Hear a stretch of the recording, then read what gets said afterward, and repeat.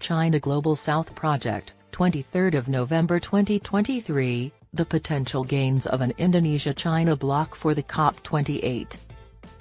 Next week, as the world's largest governmental climate summit draws close, the planet will witness its hottest ever year.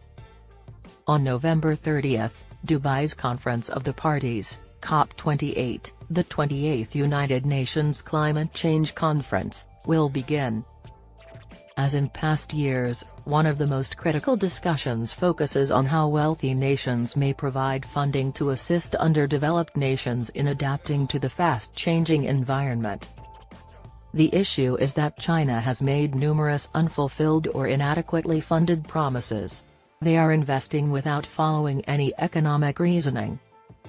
For instance, the United Nations Environment Programme reports that wealthy nations only allocated roughly $25 billion to developing nations between 2017 and 2021, a small portion of the total amount pledged.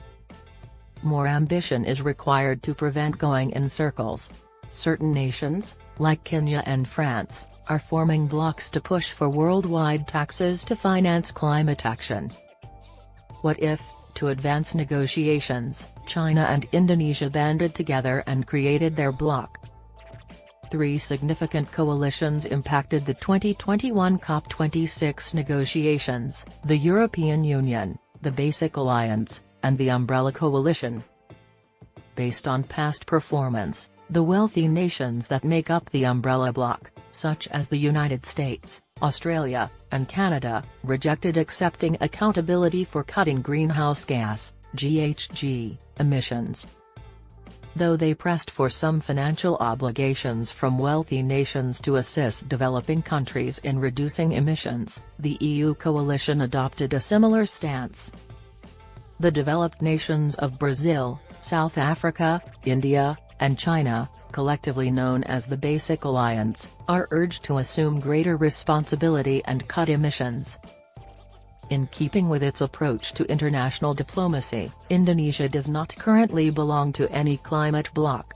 Indonesia, a nation that may experience the most severe consequences of climate change, would rather be in the center and gain from agreements made by the coalitions that are currently in place.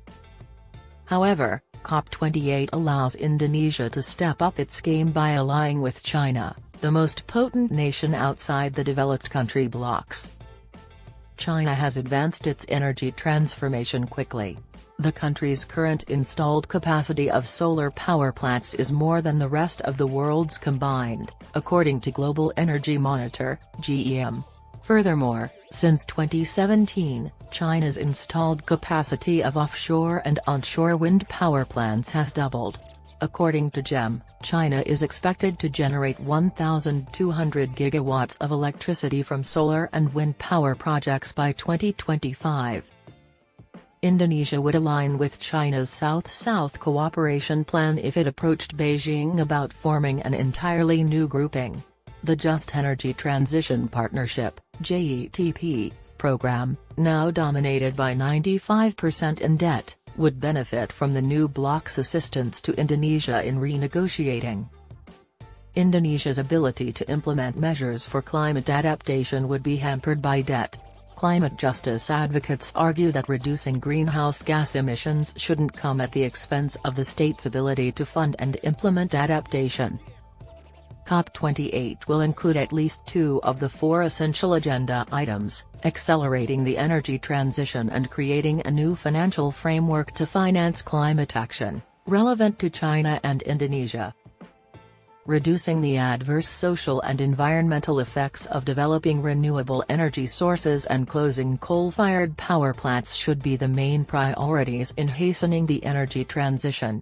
If such a bloc comes together, it might also put more pressure on industrialized nations to make financial commitments while reducing funding from debt. Ultimately, one hopes that an Indonesia-China bloc will counterbalance international climate diplomacy, averting the emergence of green colonialism.